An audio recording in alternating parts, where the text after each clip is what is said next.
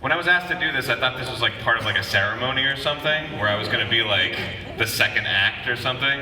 So I got really nervous, and then I realized that it was just me, so I assume most people here know who I am. Okay. So I don't feel so weird. All right, thank you though, thank you for coming. I'm gonna read a thing, I hope you guys like it. Hi, I'm Arin Hansen. I'm going to talk about the stuff that I've done so that the people in here who have no idea who this guy is, again, when I wrote this, I thought there would be more people here who wouldn't know who it was. They can at least feel like I'm not wasting their time, and so I can give a bit of context to what I'm going to talk about. I'm the owner and co-host of Game Grumps, an internet comedy show about games. Before that, I made... Wow. That was Sean. Yeah. Gosh, you're so nice.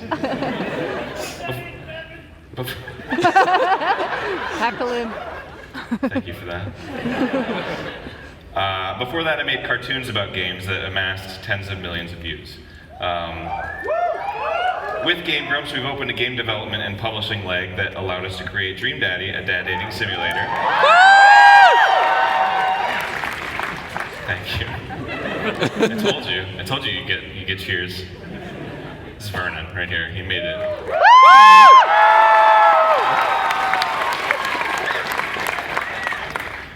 Dream Daddy was 2017's second best-selling indie game. The first was PUBG, so thank you, PUBG.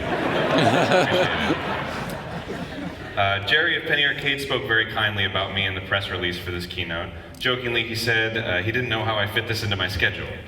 Well, Jerry, if you're watching, you were right. It honestly did require a lot of moving around because I had meetings set up for my touring company, Real Good Touring, in which we create and tour live shows for YouTubers, and we're gearing up to release my band Starbomb's third album in April.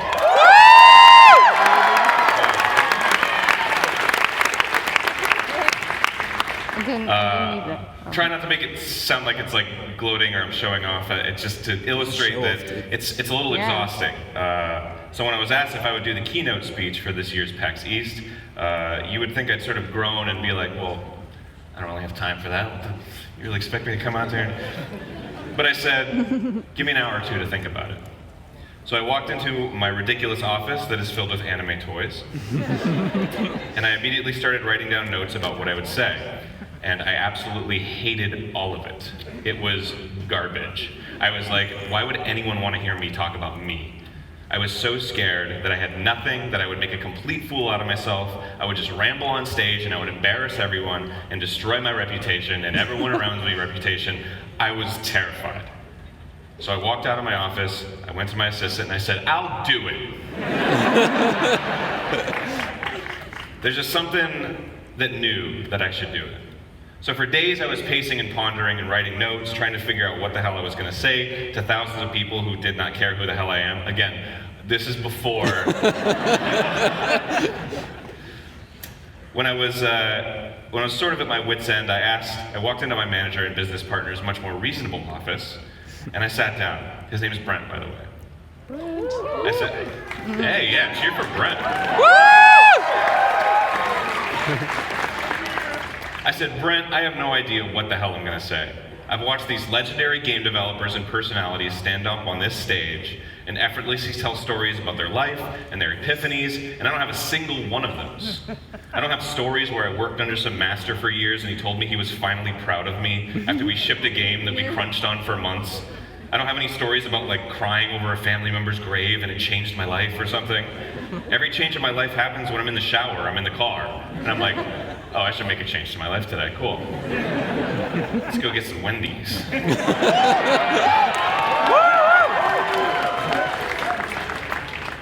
Brent said, well, why don't you open with that? That's interesting on its own, you know, disarm them, subvert their expectations.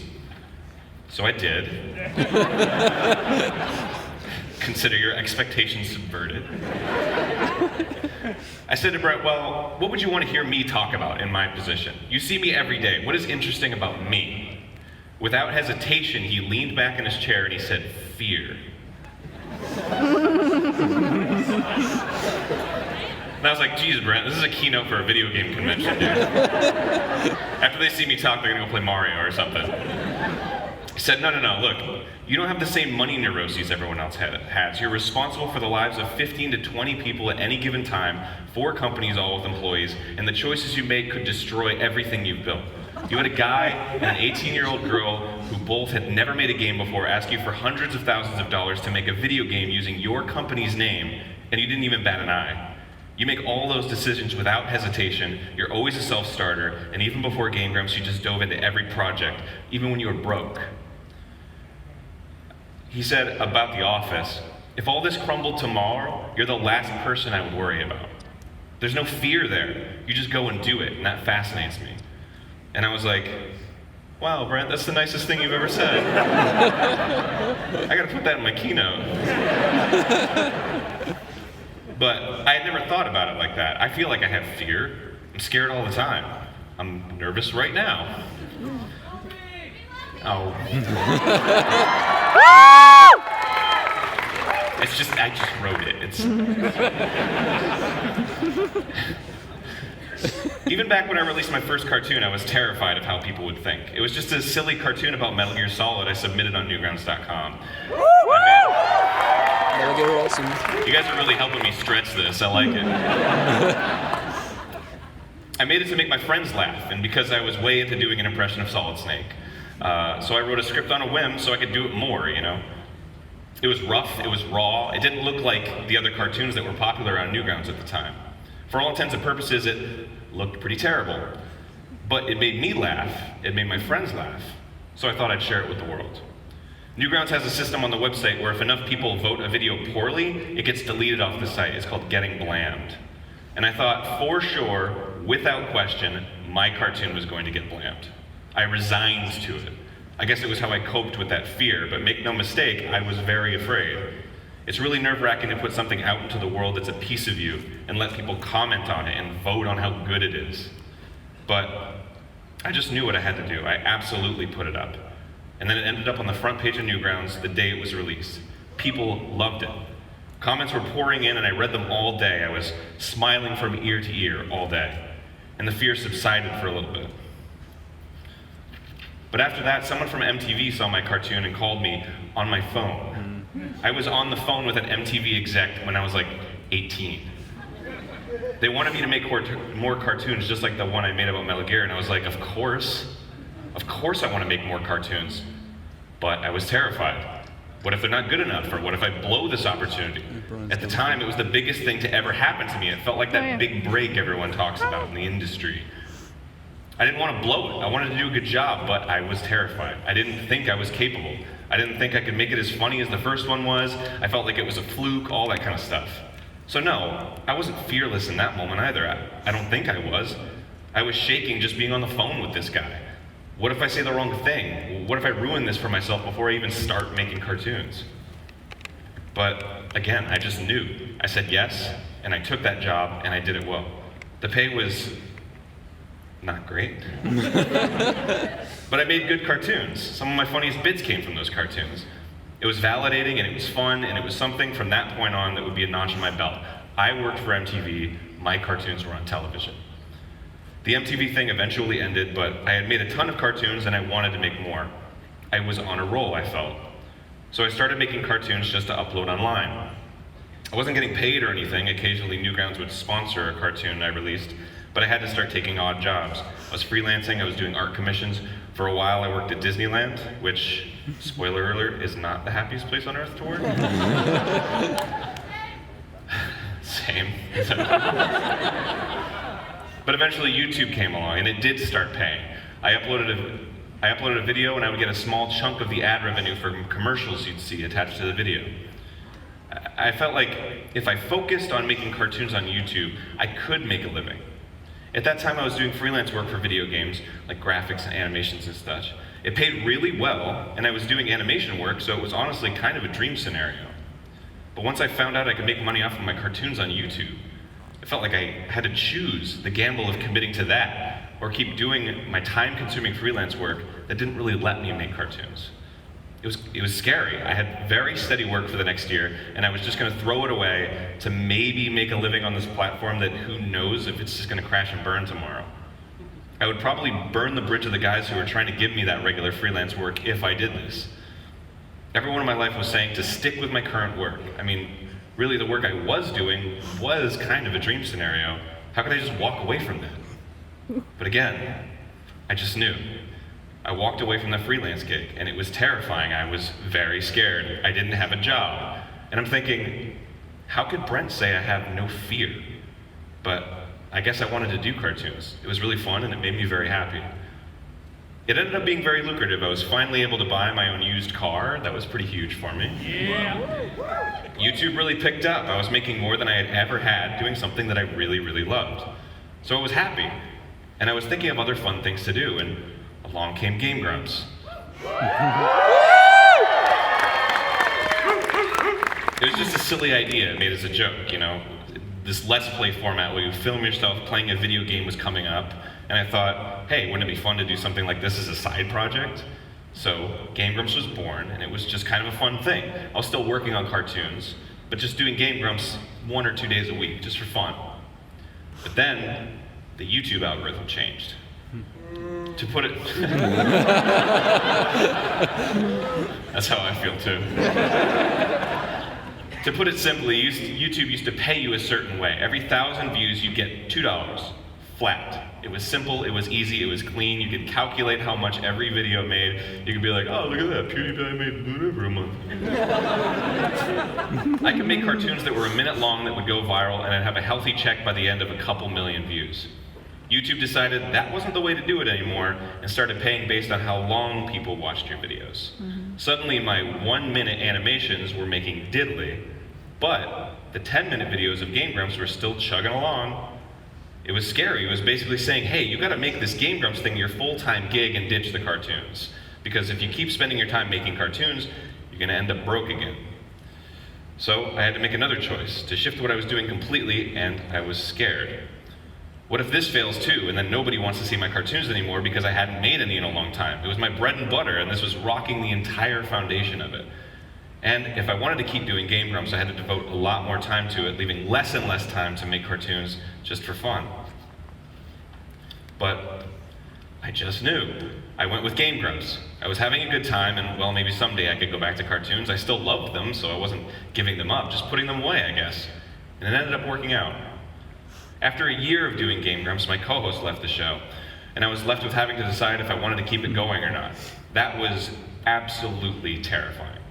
People loved him, and I was faced with either shutting down this thing people really loved or keep it going without half of what they love about it. Find some new guy they don't care about. I was basically risking it turning into the final season of Scrubs, if you Is this too soon? Yes. I'm pretty sure Zach Braff has grandchildren now. I love Zach Braff, I'm not making... But I had employees at this point. I had never had that before. They were going to be out of a job if I did not make this work. I was going to be out of a job. I thought, well, I could go back to making these half cartoon, half game analysis videos I made when I was focusing on animation and hire them to work on that full time. Or I could keep Game Grumps going with a new guy. Either one, there was no guarantee.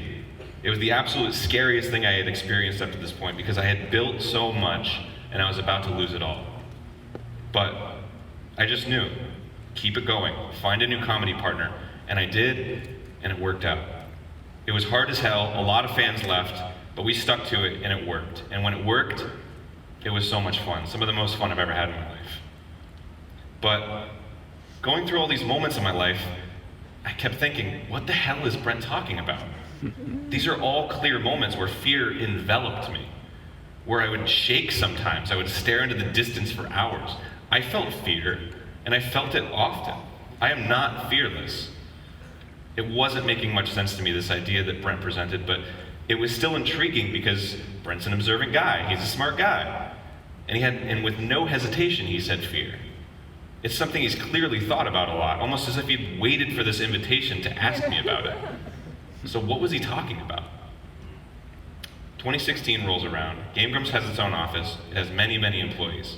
Things are going pretty well.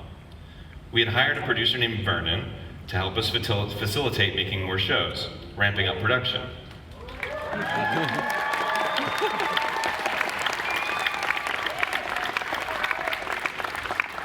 Sorry, Vernon, it's about to get ugly. I'm just kidding.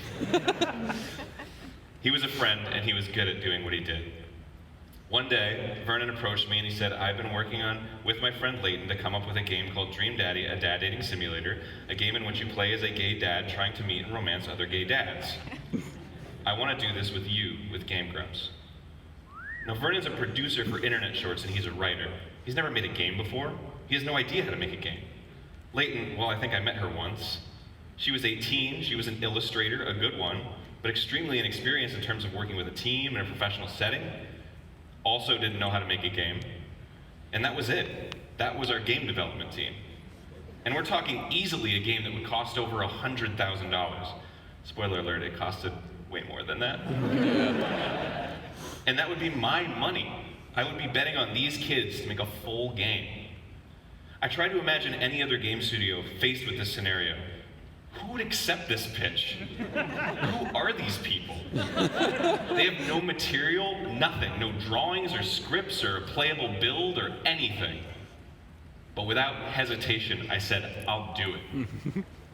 And that's when it hit me, remembering that day that Vernon pitched me.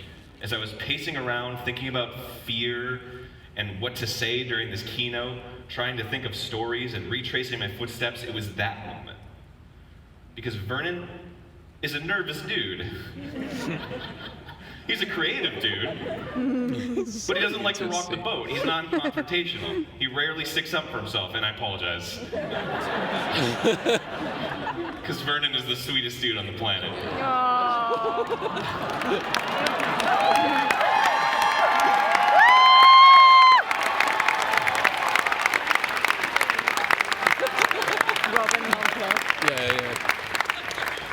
But knowing all that, there he was, despite all of that, taking me aside to take a risk on something he wanted to do.